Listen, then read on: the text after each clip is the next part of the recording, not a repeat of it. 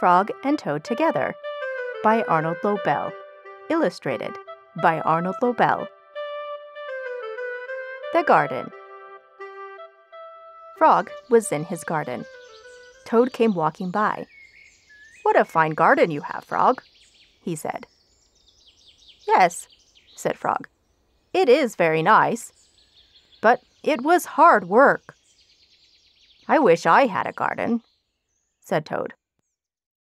"Here are some flower seeds. Plant them in the ground," said Frog.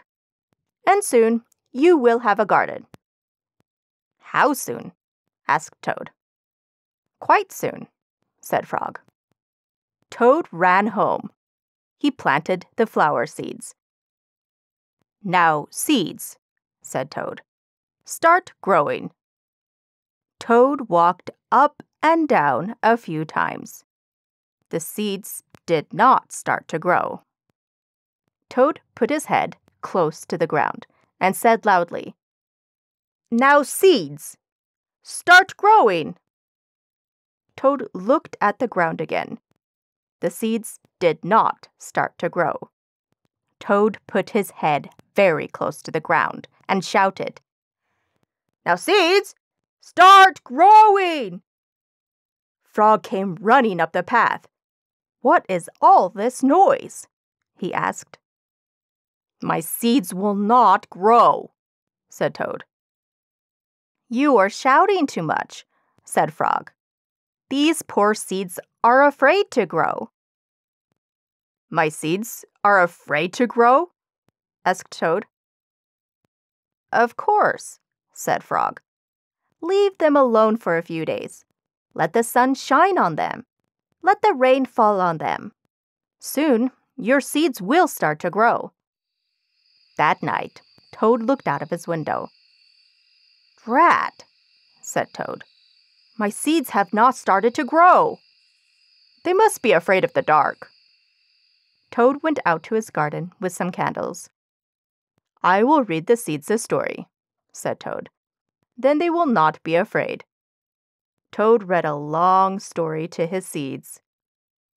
All the next day, Toad sang songs to his seeds. And all the next day, Toad read poems to his seeds. And all the next day, Toad played music for his seeds. Toad looked at the ground. The seeds still did not start to grow. "What shall I do?" cried Toad.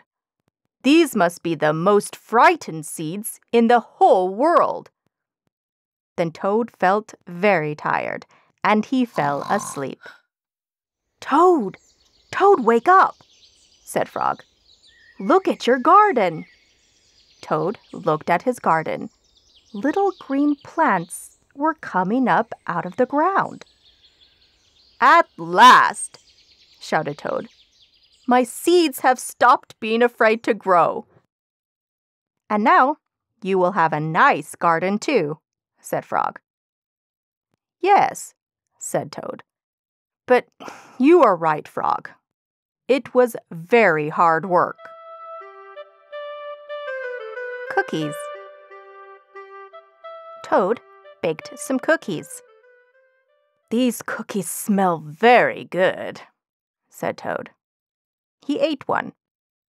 "And they taste even better," he said. Toad ran to Frog's house. "Frog! Frog!" cried Toad. "Taste these cookies that I made." Frog ate one of the cookies. "These are the best cookies I have ever eaten," said Frog. Frog and Toad ate many cookies, one after another. "You know, Toad," said Frog, with his mouth full, "I think we should stop eating.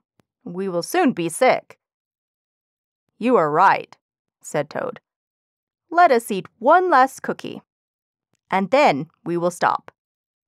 Frog and Toad ate one last cookie. There were many cookies left in the bowl. "Frog," said Toad, "let us eat one very last cookie, and then we will stop." Frog and Toad ate one very last cookie. "We must stop eating," cried Toad, as he ate another cookie. "Yes," said Frog, reaching for a cookie. "We need willpower." "What is willpower?" asked Toad. "Willpower is trying hard not to do something that you really want to do," said Frog. "You mean like trying not to eat all these cookies?" asked Toad. "That's right," said Frog. Frog put the cookies in a box. "There," he said. "Now we will not eat any more cookies." "But we can open the box," said Toad. "That is true," said Frog. Frog tied some string around the box. "There," he said. "Now we will not eat any more cookies." "But we can cut the string and open the box," said Toad. "That is true," said Frog. Frog got a ladder. He put the box on a high shelf. "There," said Frog. "Now we will not eat any more cookies." "But we can climb the ladder and take the box down from the shelf and cut the string and open the box," said Toad. "That is true," said Frog. Frog climbed the ladder and took the box down from the shelf. He cut the string and opened the box. Frog took the box outside.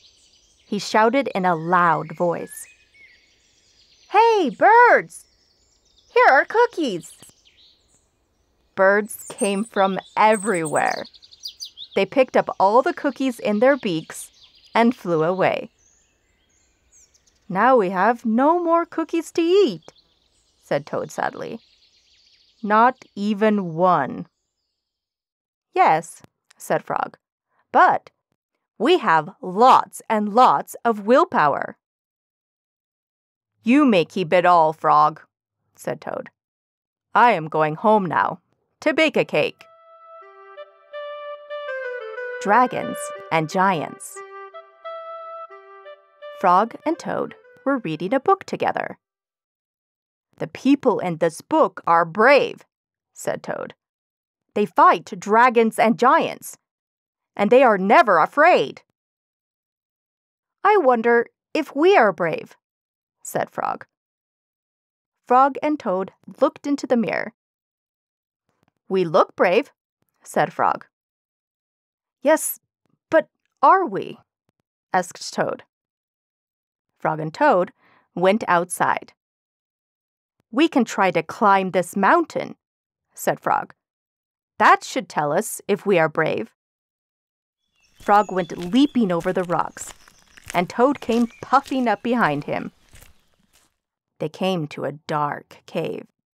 A big snake came out of the cave. "Hello, lunch," said the snake when he saw Frog and Toad. He opened his wide mouth. Frog and Toad jumped away. Toad was shaking.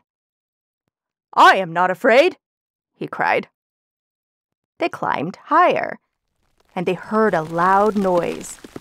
Many large stones were rolling down the mountain. "It's an avalanche!" cried Toad. Frog and Toad jumped away. Frog was trembling. "I am not afraid," he shouted. They came to the top of the mountain. The shadow of a hawk fell over them. Frog and Toad jumped under a rock. The hawk flew away. "We are not afraid!" screamed Frog and Toad at the same time. Then they ran down the mountain very fast. They ran past the place where they saw the avalanche. They ran past the place where they saw the snake. They ran all the way to Toad's house.